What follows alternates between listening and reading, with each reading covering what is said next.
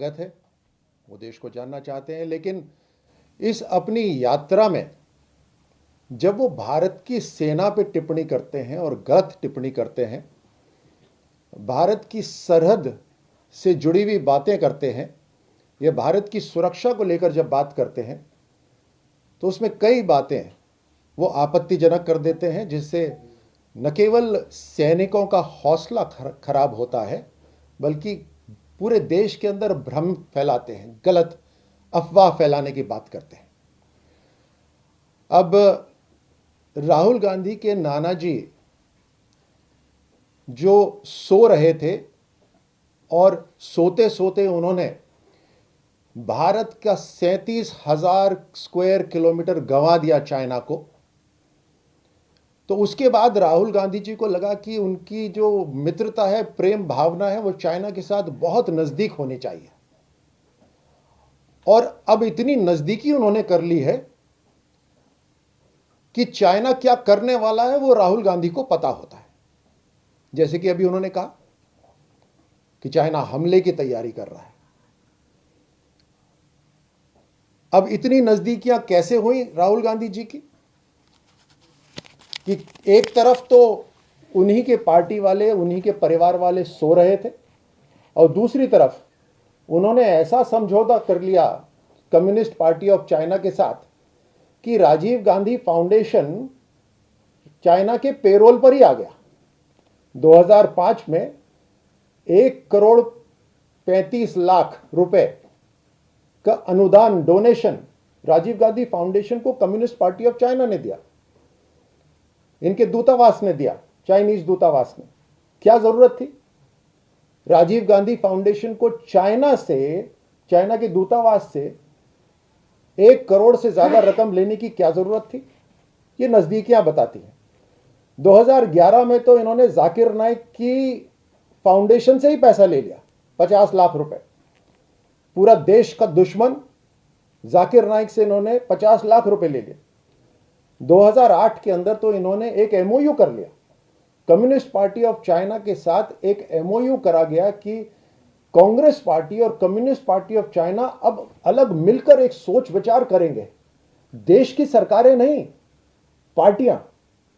और communist party तो आप जानते हैं चाइना में एक ही पार्टी है, कम्युनिस्ट पार्टी। उसके साथ समझौता कर लिया कि हम अलग चिंतन करेंगे कि देश कैसे चलाना है। आप समझ सकते हैं ना कितनी नजदीकियां हो गई हैं चाइना के साथ। 2008 में जब कांग्रेस की सरकार थी तो डेमचौक के अंदर जोरावर किला था, उसको ध्वस्त कर दिया चाइना ने, और उसके ऊपर चाइनीज आर्मी ने अपना ऑब्जर्वेशन पॉइंट बना दिया। उसको वापस लेने की इनमें हिम्मत नहीं और उसको वैसा का वैसा छोड़ दिया। 2008 से लेकर 2013 के बीच में जब कांग्रेस की सरकार थी, 600 बार चाइनीज सेना ने घुसपैठ करी।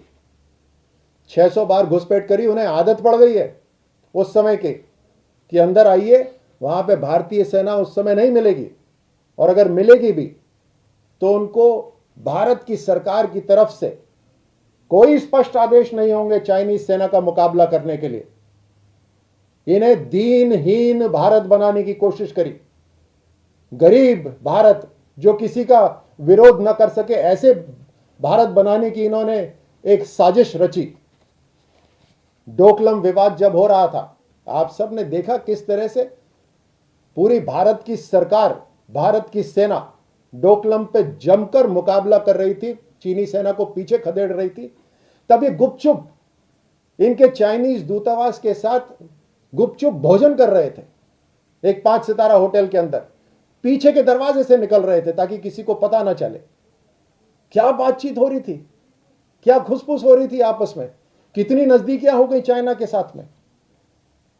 इनकी रेपुटेशन कुछ भी हो, लेकिन जब ये बोलते हैं और वो बात भारतीय सेना के जवानों के कानों तक पहुंचेगी, आप सोचिए उनको कैसा लगेगा, क्या शब्द इस्तेमाल कर रहे हैं। हमारी भारत की सेना जो जाबाज सैनिक ऐसी कड़कती ठंड के अंदर भी जम के मुकाबला कर रहे हैं। भारतीय सीमा के अंदर 1 इंच भी जमीन 2014 के बाद नहीं छोड़ी गई है। जो वहां पर पुरानी आदतें हैं चाइनीज सेना की कि आके आराम से घुसपैठ कर लो, ऐसा नहीं है। अब मुंह तोड़ जवाब मिलता है। क्या कैसे शब्द इन्होंने इस्तेमाल करे? हमारे जवानों को पीट रहे हैं, हमारे जवान पिट रहे हैं। ये भाषा है राहुल गांधी की। जैसे मैंने कहा, इनकी रेपुटेशन कुछ भी हो, लेकिन भारतीय सेना की रेपुटेशन है, भारत की रेपुटेशन है। और भारत की रेपुटेशन जो 2014 के बाद ऐसी है कि किसी ने भी आंख उठा के देखा भारत की सेना, भारत की तरफ, भारत की सीमा की तरफ, तो उसको मुंह तोड़ जवाब दिया जाता है। यही नहीं, अगर खतरा दुश्मन की टेरिटरी के अंदर भी हो तो वहां जाके मारा जाता है। यह 1962 का नेहरू का भारत नहीं है, यह मोदी का भारत है, यह नया भारत।